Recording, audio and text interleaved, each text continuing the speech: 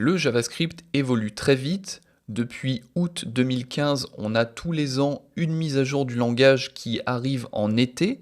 Donc vous avez peut-être entendu parler de JavaScript ES6, ES7 et du coup ES8 qui est survenu en été 2017. L'avantage de ces mises à jour, c'est qu'on va avoir énormément de syntaxe très agréable à utiliser, qui vont nous faciliter la vie, nous permettre de développer plus vite en se prenant moins la tête. Mais à contrario, ça va créer des petits soucis. On va avoir des navigateurs qui ne vont pas forcément supporter tout de suite les dernières versions. Et sur d'autres plateformes, ça peut aussi poser des problématiques. Pour utiliser le JavaScript aujourd'hui, il faut utiliser un outil qui s'appelle Babel. On verra plus tard comment le configurer. Ce qu'on va faire aujourd'hui, c'est aller sur le site de Babel et on va utiliser une espèce de petite console qui est disponible sur leur site, qui va nous permettre d'écrire du JavaScript dans sa dernière version. Et ensuite, on va voir que ça va transpiler notre code à côté dans un JavaScript un petit peu plus ancien qui va être compris par la majorité des navigateurs. Quand on arrive sur le site de Babel, vous allez simplement utiliser ici le REPL qui permet d'expérimenter justement le langage JavaScript dans sa dernière version. Donc quand on arrive là, on a deux consoles, une à gauche, une à droite. Celle de gauche va nous permettre d'écrire le code dans la dernière version du JavaScript et on va voir en direct la version transpilée, ce qui s'appelle ici compilée, du JavaScript dans une version un petit peu plus ancienne.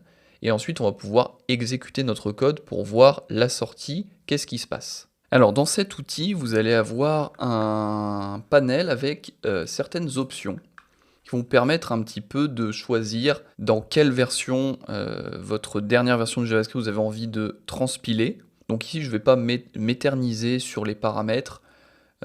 Juste, on va avoir ici Evaluate, qu'on va devoir cocher. Et ensuite, on va ouvrir la console du navigateur pour voir ce qui se passe dans la console et avoir le résultat qui s'affiche. Sur les presets, on ne va pas faire du React aujourd'hui, donc on peut décocher React. Et on va vouloir faire de l'ES 2007, donc qui est l'ES 8, qui est sorti en août 2017, oui. L'ES 2016, qui est sorti l'année d'avant, et l'ES 2015. Donc ça va être toutes les versions du JavaScript qui ont existé depuis août 2015, on va pouvoir les prendre en compte et on va pouvoir les transpiler. Juste en dessous, vous avez les stages. Il faut savoir que comme le JavaScript évolue continuellement, il y a des gens qui vont proposer des mises à jour du JavaScript et ensuite ces mises à jour vont être intégrées au langage tous les ans, tous les 2 ans, ça dépend de la fréquence de mise à jour. Quand un programmeur propose une mise à jour, la mise à jour va être étudiée, on va regarder un petit peu le code, on va regarder si c'est utile, et il y a une communauté qui va prendre la décision de passer la mise à jour en stage 3, stage 2, stage 1, stage 0. Il faut savoir qu'à partir du moment où une mise à jour est envisagée pour intégrer le langage, elle va être en stage 0. Ensuite, si la mise à jour est intéressante, elle va être en stage 1. Si on considère que on va vraiment potentiellement intégrer la mise à jour, elle va être en stage 2. En stage 3, c'est quasiment sûr que la nouvelle mise à jour va intégrer la prochaine version du langage. Et après, il y a même un stage 4, mais souvent en stage 4, c'est le langage, la mise à jour qui survient. On va laisser ici stage 2. Moi, je vous invite à utiliser le stage 3 ou le stage 2. Le stage 1 et le stage 0 peut comprendre des mises à jour et des propositions de mises à jour qui ne seront peut-être jamais intégrées au JavaScript, alors qu'en stage 2 et en stage 3, il y a vraiment de très très fortes chances que ça soit intégré au JavaScript, donc ça peut être intéressant d'utiliser ces nouvelles fonctionnalités-là, et ainsi vous avancez dans l'apprentissage du langage pour les futures versions à venir. Donc nous, on va laisser ici stage 2, on va cocher toutes les versions ES 2015, ES 2016, ES 2017. On peut même décocher les anciennes versions ES 2015, ES 2016 parce que l'ES 2017 normalement comprend les anciennes versions. Et pour le reste, on va laisser comme ça. Donc là, si vous tapez n'importe quoi dans la console, on voit que sur la gauche, le code apparaît, sur la droite, il y a la version transpilée. En bas à gauche, on voit une erreur qui me dit que ce que j'ai écrit, ça n'est pas défini.